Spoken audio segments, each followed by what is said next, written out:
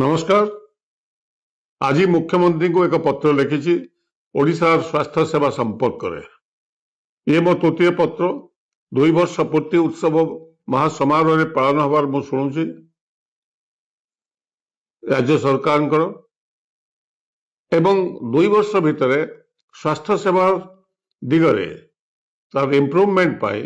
राज्य सरकार कौन पदक्षेप नहीं से संपर्क में मो रिपोर्ट मो चिठी लिखी। ओडिशार वस्तुस्थिति होउची ओडिशा राज्य रे WHO कहिला विश्व स्वास्थ्य संगठन कहिला जे 20,000 डाक्टर अभाव राज्य रे एवं विशेषकर ग्रामांचल रे यह अत्यंत भयंकर है। ठीक सही भली 60,000 अति कम रे नर्स को आवश्यकता रही ये WHO रिपोर्ट मोर रिपोर्ट नुहे। ठीक सही भली जेतोटी मेडिकल बेड रही प्राय 50,000 बेड नुआ बेड आवश्यकता रही WHO रिपोर्ट। ए स्थिति रे आमे ए दिगरे युद्धकालीन भित्तिरे कार्य करिया को पड़िबो। 2013 मसीह रे ओडिशा रे 3टी मेडिकल कॉलेज थिला सरकार एससीबी मेडिकल कॉलेज ब्रह्मपुर एवं बुर्ला। 2013 मसीह रे भारत सरकार एक नीतिगत निष्पत्ति नेले मेडिकल काउंसिल ऑफ इंडिया रो जो नियमावली थिला ताको बदलैले जेहेतु स्वास्थ्य सेवा होची स्टेट सब्जेक्ट से भारत सरकार पक्षर विशेष किसी अनुदान आसुनथला किंतु भारत सरकार निष्पत्ति नेले डॉक्टर मनमोहन सिंह सरकार ए निष्पत्ति दियागला जे राज्य मानकू नुआ मेडिकल कॉलेज करने कि प्रकार सहयोग दि जाई पारे। केंद्र सरकार निष्पत्ति कले 75 भाग टंका केंद्र देवे एवं राज्य सरकार 25 भाग टंका देवे। से हिसाब रे ओडिशा रे आमे सही समय 2013 मसीह रे 7टी मेडिकल कॉलेज प्रतिष्ठा करा जाइथिला। से 7टी भितरु गोटे बालेश्वर रे, बारिपदा रे, कोरापुट रे, बलांगीर रे, पुरी रे। ता व्यतीत आउ 2टी मेडिकल कॉलेज एनटीपीसी माध्यम रे सुंदरगढ़ रे एवं महानदी कोलफील्ड माध्यम रे तालचेर। बर्तमान ए मेडिकल कॉलेज रे प्रति मेडिकल कॉलेज रे 100 रु 150 सीट एमबीबीएस सीट बर्तमान खोला जाइछि जा फल किसी एमबीबीएस डाक्टर हेरु बाहरी परियो एबे आरंभ होइछि। ठीक सही भली नर्सिंग कॉलेज बर्तमान सुधा राज्य रे ये 60,000 नर्स आवश्यकता थिला बेले हमर नर्सिंग आउटपुट होउची मात्र 2,000 रु 3,000 भितर। अन्य राज्य मानकरे केरला एक छोट राज्य से 30,000 रु 40,000 प्रति वर्ष नर्स बाहर। कर्णाटक रे, तमिलनाडु रे, आंध्र प्रदेश रे बहु संख्या डाक्टर भी बाहर एवं नर्स भी बाहर एवं सेमाने केवल तांको राज्य नुहे भारत वर्ष विभिन्न राज्य रे एवं विश्व रे सेमाने विभिन्न हॉस्पिटल रे काम कर। आम राज्य रे आहुरी बेसी व्यापक भावे नर्सिंग कॉलेज पैरामेडिक्स मानक पई स्वास्थ्य कर्मी आहुरी व्यापक चेष्टा हवा उचित एवं अधिक आलोकेशन बजेट हवा दरकार।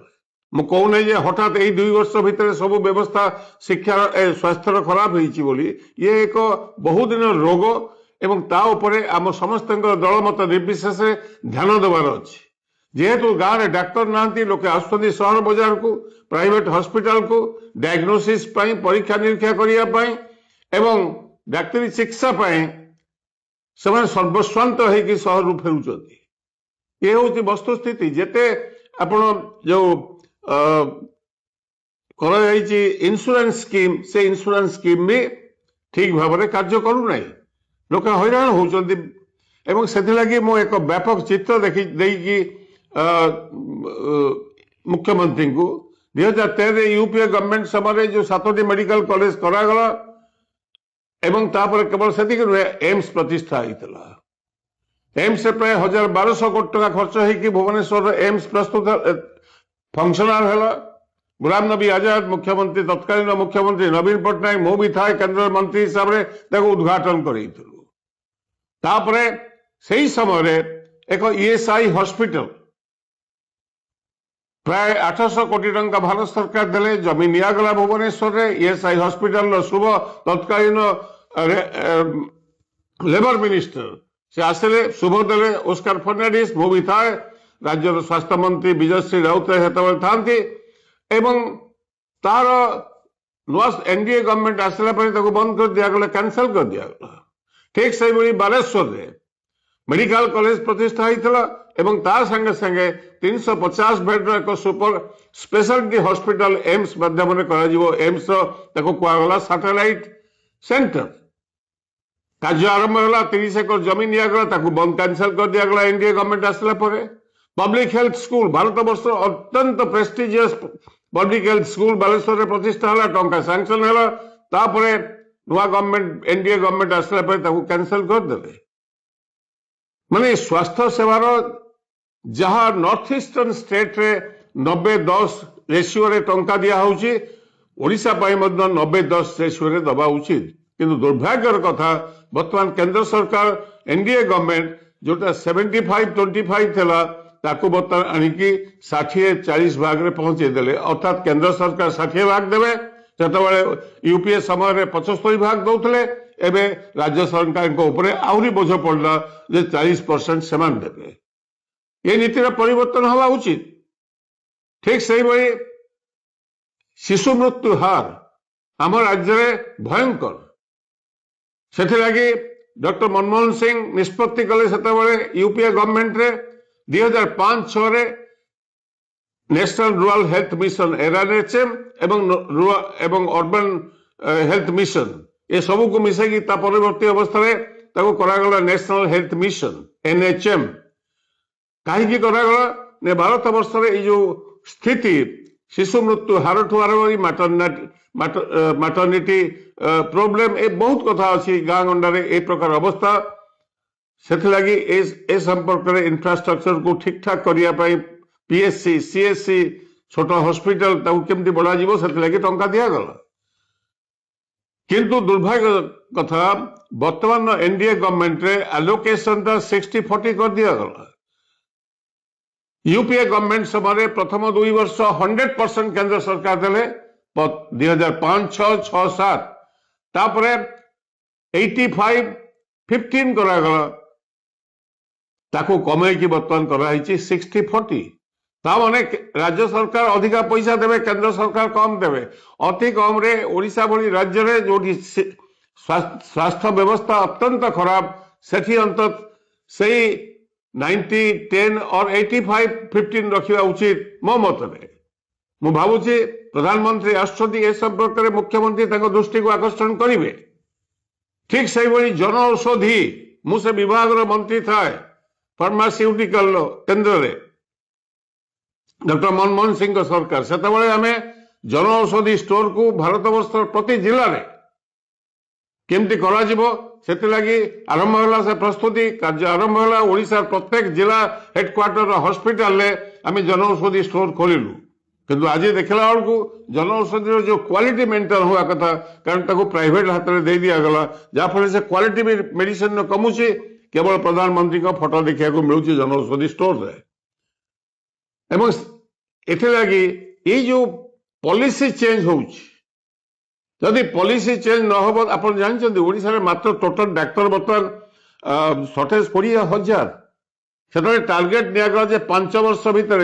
13-14 मसीह फाइनेंशियल ईयर रे यूपीए गवर्नमेंट एटी 7टी मेडिकल कॉलेज कले ता पूर्व 3टी मेडिकल कॉलेज ओडिशा थिला प्राइवेट मेडिकल कॉलेज को छाड़ी तो बर्तमान याकू आमे बाय दिस टाइम आमे प्राय राज्यर सबू जिला हेडक्वार्टर रे जिला हेडक्वार्टर हॉस्पिटल गुड़ी को कन्वर्ट करा जाई पारंता मेडिकल कॉलेज रे आर नहले आमे डाक्टर आनिबो कोठ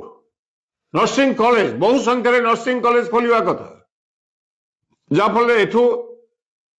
स्वास्थ्य सेवार एक हब रे ओडिशा परिणत हो पारंता आमर मैन पावर को आम युवक मान युवती मान एथिरे भर्ती करा जाई पारंता पैरामेडिक्स भी सही से मु मुख्यमंत्री को अनुरोध करुच्ची जे 2 वर्ष पूर्ति उत्सव बेले स्वास्थ्य सेवा उपरे आपण सरकार उपलब्धि एवं आगामी दिन में कौन ରଖିଛନ୍ତି ସେ କାର୍ଯ୍ୟକ୍ରମକୁ କହିବେ, କାରଣ ଓଡ଼ିଶାର ବସ୍ତୁସ୍ଥିତି ହେଉଛି ଏଇଆ। ଆପଣ ଜାଣନ୍ତି କର୍ଣ୍ଣାଟକରେ ପ୍ରତିବର୍ଷ ତାଙ୍କର ମେଡିକାଲ ସିଟ୍ କେତେ? ମେଡିକାଲ ସିଟ୍ ହେଉଛି ତାଙ୍କର ପ୍ରତିବର୍ଷ 13,645 କର୍ଣ୍ଣାଟକରେ, କେରଳରେ 5,153, ଆନ୍ଧ୍ରପ୍ରଦେଶରେ 6,785, ମହାରାଷ୍ଟ୍ରରେ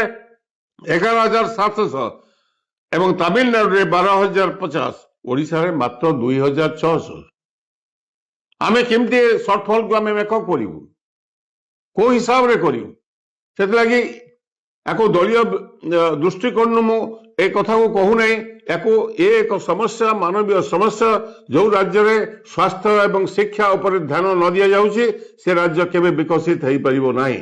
ଏବଂ ସେଥିଲାଗି ମୋର ଅନୁରୋଧ ମୁଖ୍ୟମନ୍ତ୍ରୀଙ୍କୁ ତୁରନ୍ତ ଏ ସମ୍ପର୍କରେ ଆପଣଙ୍କ 2 ବର୍ଷ ପୂର୍ତ୍ତି ଉତ୍ସବ ଏବଂ ପ୍ରଧାନମନ୍ତ୍ରୀ ଆସିଲା ବେଳେ ଏ କଥାକୁ ତାଙ୍କ ଆଗରେ ରଖନ୍ତୁ ଏବଂ ଲୋକଙ୍କୁ ମଧ୍ୟ ଏ ବିଷୟରେ ଜଣାନ୍ତୁ। ଧନ୍ୟବାଦ, ନମସ୍କାର।